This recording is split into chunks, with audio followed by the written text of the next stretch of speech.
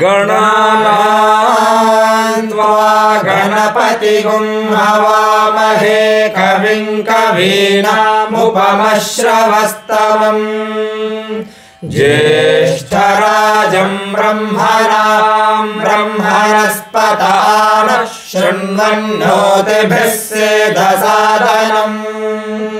ॐ श्रीमहागणाधिपतये नमः। ॐ श्री सरस्वत्यै नमः। ॐ श्री वेदपुरुषाय नमः। ॐ श्री गुरुभ्यो नमः। हरि ओम्। वेदं वंदे जगद्गुरुं। जय श्री वेदं परिपूर्ण परब्रह्म स्वरूपैनटुवंटि దివ్య వేద భగవత్ స్వరూపులారా,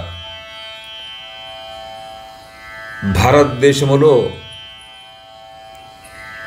అనేకమైనటువంటి మార్గములు, అనేకమైనటువంటి సమాజములు కూడా తలెత్తుకుని వచ్చాయి. రావటానికి కారణం వేదాన్ని విస్మరించడమే. ప్రతి హిందువు ఏ రోజైతే వేదం చదువుతాడో అదే రోజు అఖండ భారతదేశం మనం ఏ విధంగా కోరుకుంటున్నామో అదే విధంగా వస్తుంది. అటువంటి అఖండ భారతదేశము కొరకు, అఖండ హిందూ దేశము కొరకు మనం చేయవలసింది ఏంటి అంటే ప్రతి వ్యక్తికి, ప్రతి ఇంటికి వేదాన్ని తీసుకువెళ్ళడం అన్నటువంటిది. మరి ఆ పరంపరలో ప్రతి ఒక్కరికి తెలిసినటువంటిది ఏంటి అంటే పురుష సూక్తం. భగవంతుని యొక్క విశ్వ విరాట్ స్వరూపాన్ని వర్ణిస్తూ అటువంటి భగవంతుడి నుండి ఈ సృష్టి ఏ విధంగా పుట్టింది, దానికి కావలసినటువంటి సామగ్రి ఏంటి, అటువంటి సామగ్రిలో భగవంతుడు కూడా ఏ విధంగా ఉన్నాడు, మరి ఆ భగవంతుడి నుంచే మనమందరం కూడా పుట్టాము కాబట్టి భగవంతుని యొక్క స్వరూపం మనం కూడా. ఏ భగవంతుడి నుంచి అయితే ఏ పదార్థం పుడుతుందో ఆ పదార్థము తత్స్వరూపమే అవుతుంది. కాబట్టి భగవంతుడు బ్రహ్మస్వరూపం కాబట్టి, బ్రహ్మ కాబట్టి అటువంటి బ్రహ్మ పదార్థము నుంచి ఈ పుట్టినటువంటి ప్రతి పదార్థం కూడా బ్రహ్మస్వరూపమే. అటువంటి బ్రహ్మాత్మైక్య జ్ఞానము కొరకు, ఆ విశ్వ విరాట్ స్వరూపుని యొక్క దర్శనము కొరకు మన మహర్షులందరూ కూడా ఈ పురుష సూక్తాన్ని దర్శించి మనకు అందరికీ అందించారు కనుక ఈ పురుష సూక్తం విష్ణు స్వరూపంగా ఉన్నటువంటి సగుణ సాకారం ఏదైతే ఉందో ఆ విష్ణువు కావచ్చు, కృష్ణుడు కావచ్చు, రాముడు కావచ్చు, ఆ దేవతా స్వరూపాలన్నింటికి కూడా షోడశోపచార పూజా విధంగా మనకు 16 మంత్రాలని ఆ భగవంతుడు అందించాడు కనుక ఈ పురుష సూక్తాన్ని అక్కడక్కడ కొంచెం కఠినంగా శబ్దాలు కానీ స్వరాలు కూడా వస్తాయి. అటువంటి దగ్గర మనం జాగ్రత్తగా చూసుకుంటూ అనుదాత్త ఉదాత్త స్వరితములను పరిశీలిస్తూ ముందుకు వెళ్ళినట్లయితే తప్పులు లేకుండా వస్తాయి. కాబట్టి దీన్ని మీకందరూ కూడా అధ్యయన క్రమంగా అందించబోతున్నాం కాబట్టి 10 మంత్రములను అంటే వాక్యములను ఒక్కొక్క పాఠంగా చెప్పుకొని వెళ్దాం. మీరు కూడా ఏ విధంగా మేము చెబుతూ ఉన్నామో అదే విధంగా చదవటానికి ప్రయత్నం చేసినట్లయితే మీకు తప్పులు లేకుండా పురుష సూక్తం వస్తుంది. కాబట్టి జాగ్రత్తగా పరిశీలిస్తూ వెళ్దాం. ఇప్పుడు దీనికి శాంతి మంత్రం వచ్చేసి తచ్చంయోరా వృణీమహే అనేటువంటి మంత్రం వస్తుంది. ఈ మంత్రాన్ని చెప్పుకున్న తర్వాతనే మనం పురుష సూక్తాన్ని ప్రారంభిద్దాం. ఓం తచ్చంయోరా వృణీమహే. ఓం తచ్చంయోరా వృణీమహే.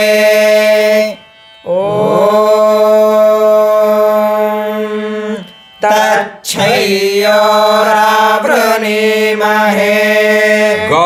गातुं यज्ञाय गातुयज्ञाय गातुयज्ञाय गातुं यज्ञपतये गातुयज्ञपतये गातुयज्ञपतये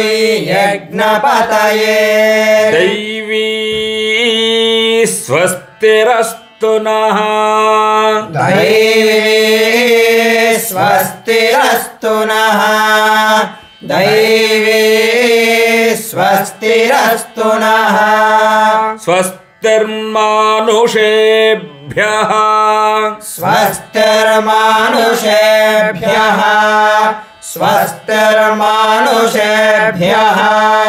ऊर्ध्वं जिगातु भेषजम् ऊर्ध्वं जिगातु भेषजम् ऊर्ध्वं जिगातु भेषजम् शन्नो अस्तु द्विपदे शन्नो अस्तु द्विपदे शन्नो अस्तु द्विपदे शञ्चतुष्पदे शञ्चतुष्पदे शञ्चतुष्पदे ॐ शान्ति शान्ति शान्तिः ॐ शान्ति शान्ति शान्तिः ॐ शान्ति शान्ति शान्तिः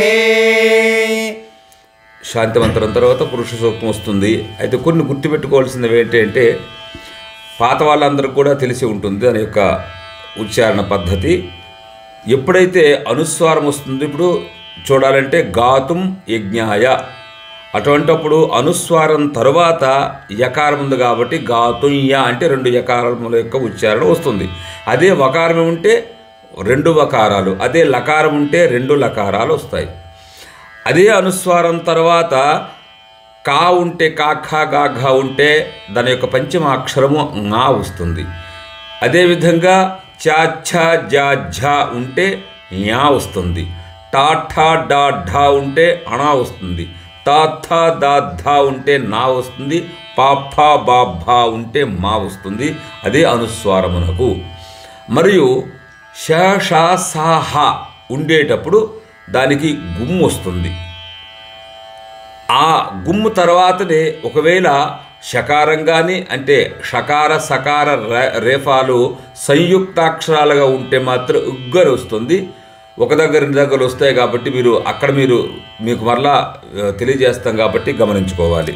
తప్పనిసరిగా దీన్ని మనం అనుసరిస్తేనే ఆ వేదం యొక్క ఉచ్చారణ కరెక్ట్గా ఉంటుంది. ఇప్పుడు పురుష సూక్తాన్ని మొదటి పాఠంగా ప్రతి మంత్రాన్ని విడదీసి చెప్తాం. రెండో పాఠంలో మొత్తం మంత్రం చెప్తాం. చూడండి ఒకసారి. ఓం సహస్రశీర్షా ఓం సహస్రశీర్షా ఓం సహస్రశీర్షా పురుషః పురుషః పురుషః సహస్రాక్షః సహస్రాక్షః సహస్రాక్షః సహస్రపాత్ సహస్రపాత్ సహస్రపాత్ సభూమిం సభూమిం సభూమిం విశ్వతో వృత్వా విశ్వతో వృత్వా విశ్వతో వృత్వా అత్యతిష్ఠత్ అత్యతిష్ఠత్ అత్యతిష్ఠత్ దశాంగులం దశాంగులం దశాంగులం పురుష ఏవ పురుష ఏవ పురుష ఏవ ఇదగుం సర్వం ఇదగుం సర్వం इदगुं सर्वम् इदगुं सर्वम् इदगुं सर्वम् इदगुं सर्वम् यद्भूतं यद्भूतं यद्भूतं यच्च भव्यं यच्च भव्यं यच्च भव्यम् उतामृतस्य उतामृतस्य उतामृतस्य ईशानः ईशानः ईशानः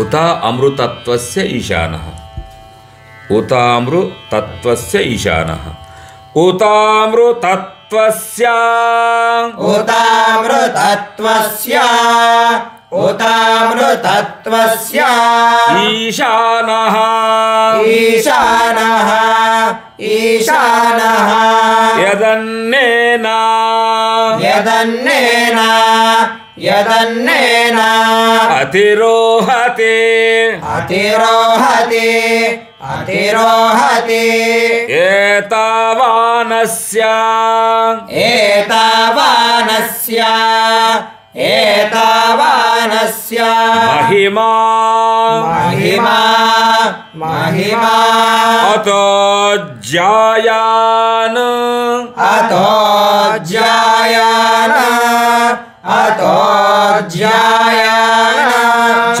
पुरुषः च पुरुषः च पुरुषः च पुरुषः च पुरुषः च पुरुषः ఇంతవరకు కూడా మనకు 10 వాక్యాలు అయ్యాయి. ఇప్పుడు మంత్రం మొత్తం చెప్పుకుందాం. ఓం సహస్రశీర్షా పురుషః ఓం సహస్రశీర్షా పురుషః ఓం సహస్రశీర్షా పురుషః సహస్రాక్షః సహస్రపాత్ సహస్రాక్షः సహస్రపాత్ సహస్రాక్షः సహస్రపాత్ సభూమిం విశ్వతో వృత్వా సభూమిం విశ్వతో వృత్వా సభూమిం విశ్వతో వృత్వా అత్యతిష్ఠద్దశాంగులం అత్యతిష్ఠద్దశాంగులం అత్యతిష్ఠద్దశాంగులం పురుష ఏవేదగుం సర్వం పురుష ఏవేదగుం సర్వం పురుష ఏవేదగుం సర్వం యద్భూతం యచ్చ భవ్యం యద్భూతం యచ్చ భవ్యం యద్భూతం యచ్చ భవ్యం ఉతామృతత్వస్యేషానః ఉతామృతత్వస్యేషానః ఉతామృతత్వస్యేషానః యదన్నేనాతిరోహతి యదన్నేనాతిరోహతి యదన్నేనాతిరోహతి ఏతావానస్య మహిమా ఏతావానస్య మహిమా ఏతావానస్య మహిమా అతో జ్యాయాగుశ్చ పురుషః అతో జ్యాయాగుశ్చ పురుషః అతో జ్యాయాగుశ్చ పురుషః ఇప్పుడు జ్యాయాను చ ఉండేటప్పుడు ఆ నకారానికి అనుస్వారం అయిపోతే జ్యాయాం చ, మళ్ళా ఆ చకారానికి ముందు ఆ అనుస్వారానికి షకారం కూడా వస్తుంది. జాయాగుంశ్చ ఆ షా ఉంది కనుక షకారానికి ముందు చా వచ్చింది కాబట్టి ఇక్కడ జాయా గుంశ్చ కాకుండా జాయా గుశ్చ అని వస్తుంది. అనుస్వారానికి గుశ్చ వచ్చింది కాబట్టి, ఎందుకంటే తెలియకపోతే ఏమవుతుందంటే ఎక్కడ గుమ్ చెప్పాలి ఎక్కడ గు చెప్పాలని తెలియకుండా ఆ సమయంలో ఏదొస్తే అదే చెప్తారు కాబట్టి అలా చెప్పకుండా ఉన్నది ఉన్నట్లుగా చెప్పాలి అంటే ఇక్కడ జ్యాయాగుశ్చ పూరుష అని మాత్రం చెప్పాలి, గుర్తుపెట్టుకోండి. ఇప్పుడు మొత్తం చెప్తా పనస మొత్తం. ఓం సహస్రశీర్షా పురుషః సహస్రాక్షః సహస్రపాత్ సభూమిం విశ్వతో వృత్వా అత్యతిష్ఠద్దశాంగులం పురుష ఏవేదగుం సర్వం యద్భూతం యచ్చ భవ్యం ఉతామృతత్వస్యేషానః యదన్నేనాతిరోహతే ఏతావానస్య మహిమా అతో జ్యాయాగుశ్చ పూరుషః. ఓం సహస్రశీర్షా పురుషః సహస్రాక్షః సహస్రపాత్ సభూమిం విశ్వతో వృత్వా అత్యతిష్ఠద్దశాంగులం పురుష ఏవేదగుం సర్వం యద్భూతం యచ్చ భవ్యం ఉదామృతత్వస్యేషానః యదన్నేనాతిరోహతి ఏతావానస్య మహిమా అతో జ్యాయాగుశ్చ పూరుషః. ఓం సహస్రశీర్షా పురుషః సహస్రాక్షః సహస్రపాత్ సభూమిం విశ్వతో వృత్వా అత్యతిష్ఠద్దశాంగులం పురుష ఏవేదగుం సర్వం యద్భూతం యచ్చ భవ్యం ఉదామృతత్వస్యేషానః యదన్నేనాతిరోహతి ఏతావానస్య మహిమా అతో జ్యాయాగుశ్చ పూరుషః. ఈ పనస ఏదైతే ఉందో ఎట్లంటే యద్భూతం యచ్చ భవ్యం దగ్గర సామాన్యంగా అందరికి కూడా యా రెండు యాలు, యద్భూతంలో యా, యచ్చ భవ్యంలో యా, ఇవి స్వరితాలుగా వెళ్తూ ఉంటాయి. జాగ్రత్తగా పెట్టుకోవాలి. ఎట్లా అంటే యా సా యద్భూతం యచ్చ భవ్యం అనే చెప్పాలి తప్ప దానికి స్వరితం చెప్పకుండా జాగ్రత్తగా కాపాడుకుంటూ ఉండాలి. అదేవిధంగా ఎక్కడెక్కడ ఉదాత్తాలు తర్వాత అంటే మధ్యలో ఉదాత్తము అటు ఇటు అనుదాత్తం వచ్చేటప్పుడు ఆ ఉదాత్తాన్ని స్వరితంగా కాకుండా అటు మరలా దానికంటే ముందు ఏ అనుదాత్తం అయితే ఉంటుందో ఆ అనుదాత్తంలో కూడా ఉంచకూడదు, స్వరితం కూడా వెళ్లకుండా జాగ్రత్తగా ఉదాత్తంగా చెప్పి అనుదాత్తంగా చెప్పాలి. అప్పుడే శుద్ధమైనటువంటి స్వరము ఉచ్చారణ వస్తుంది. ఇది పురుష సూక్తం, చాలా శుద్ధమైనటువంటి స్వరం కాబట్టి మరల మీకు పారాయణ క్రమంగా మొత్తము అందిస్తాము. ఇది కంఠస్థం చేసుకోవటానికి మాత్రమే చెబుతున్నాం కాబట్టి చిన్న చిన్నగా ప్రతి పనస మీరు గుర్తు చేసుకుంటూ దాన్ని గుణనికలు చేసుకున్నట్లయితే మీకు నోటికి వచ్చిన తర్వాత అప్పుడు పారాయణ చేసుకుందరు. ఇక రెండవ పనస.